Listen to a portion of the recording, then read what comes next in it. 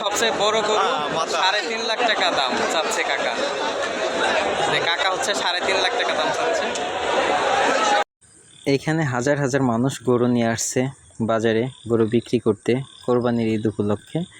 তো বিষয়টা একটা, এই রোজার ঈদটা একটা আনন্দময় ঈদ থাকে। যেমন 1 মাস রোজা থাকার পরে, রোজা থাকার সময় দিনের বেলা খেতে পারে না, আর ঈদের দিন থেকে খাওয়া স্টার্ট হয়। সেই কারণে সেই দিনটা অনেক আনন্দের হয় যে আমরা স্বাভাবিক চলে আসছি। কিন্তু এখানে দেখেন এই গরুগুলা কীভাবে তাকিয়ে আছে, কত মায়া চোখ। ওরা নিজেরাও জানে না যে আমরা হাটে কেন আসছি। এখান থেকেই ওদেরকে যারা কিনবে তাদেরকে কোরবানি দেওয়া হবে। এটাই ওদের হয়তোবা যে এই বাজারে নিয়ে আসছে, লালন পালন করছে, ওর সাথে শেষ দেখা হয়ে যেতে পারে। আর যদি বিক্রি না হয় তাহলে আবার সে যে এতদিন পুষেছে তার সাথে দেখা হবে। একটা কষ্টময় সময়। দেখেন কিভাবে তাকিয়ে আছে। ওরা নিজেরাও জানে না যে ওদেরকে কোরবানি দেওয়া হবে, ওদেরকে জবাই করা হবে। এইটা যেহেতু আল্লাহ তাআলার হুকুম, সেই কারণে আমাদের কষ্টের কিছুই নাই, কারণ আল্লাহ তাআলার হুকুম তো মানতে হবে। আর এইটা হচ্ছে বাজারের একটা সেরা গরু, 1 নম্বর, অনেক বড়। এইটার দাম আপনার চাচ্ছে 3.5 লক্ষ টাকা। তো কাকার সাথে কথা হলো যে কাকা এই গরুটার দাম কত। সে বলছে আমি 3.5 চাই। আর এইটা আসলে একটা বেদনাদায়ক এবং আনন্দদায়ক একটা ঈদের মধ্যে একটি, যাকে বলা যায় একটা মিক্সড ঈদ। তো এইটার একটা ইতিহাস আছে, কোরবানির ঈদের একটা ইতিহাস আছে।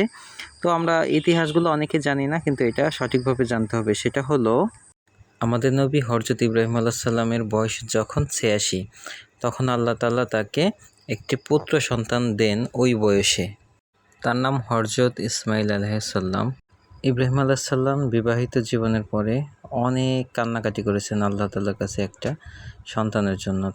তারপর যখন তার বয়স 86-তে পৌঁছালো, তখন তাকে একটা পুত্র সন্তান দান করলেন।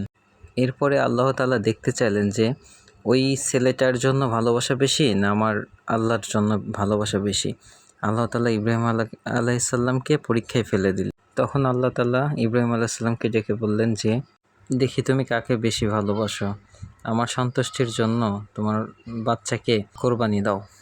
তারপরে ইব্রাহিম আলাইহিস সালাম ছোট্ট ইসমাইল আলাইহিস সালামকে ডেকে বললেন যে, আমি স্বপ্নে দেখেছি তোমাকে আল্লাহ তাআলা কোরবানি দিতে বলেছেন। তখন ইসমাইল আলাইহিস সালামের কাছে সিদ্ধান্ত জানতে চাইলে ইব্রাহিম আলাইহিস সালামকে বললেন যে, বাবা, আপনি স্বপ্নে যেটা দেখেছেন আপনি সেটাই করেন। তারপর ইব্রাহিম আলাইহিস সালাম ইসমাইল আলাইহিস সালামকে জবাই করতে গেলেন, সঙ্গে সঙ্গে আল্লাহ তাআলা সেটা নিষেধাজ্ঞা করে দিলেন। একটা কারণ হলো যে ইসমাইল আলাইহিস সালামের বংশধর থেকে আমাদের হযরত মুহাম্মদ সাল্লাল্লাহু আলাইহি সাল্লামের আগমন ঘটবে। এই কারণেই ইব্রাহিম আলাইহিস সালাম এই পরীক্ষাতেও পাশ করলেন। ইব্রাহিম আলাইহিস সালাম যখন ছোট ছিলেন, তার বাবা বাজারে মূর্তি বিক্রি করতেন। তখন সে আল্লাহ তাআলাকে চেনার জন্য সেই মূর্তিগুলোকে ভেঙে ফেলতেন, এবং তখন তাকে ওই আমলের নমরুদ ছিলেন বাদশা, নমরুদ তাকে আগুনে পোড়ানোর ব্যবস্থা করেন, কিন্তু আল্লাহ পাক তখনও তাকে হেফাজত করেন। এরকম অনেকগুলো পরীক্ষাতে আল্লাহ তাআলা ইব্রাহিম আলাইহিস সালামকে সফল করেছেন। এই কারণেই ইব্রাহিম আলাইহিস সালাম আমাদের মুসলিম জাতির পিতা।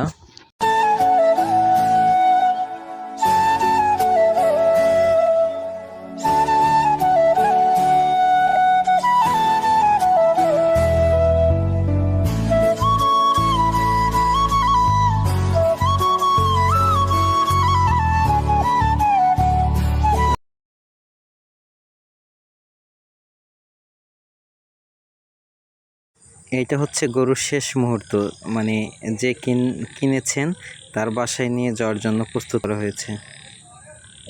তো সর্বশেষ ভিডিওটা কেমন হলো আপনারা সবাই জানাবেন। ওকে, আল্লাহ হাফেজ।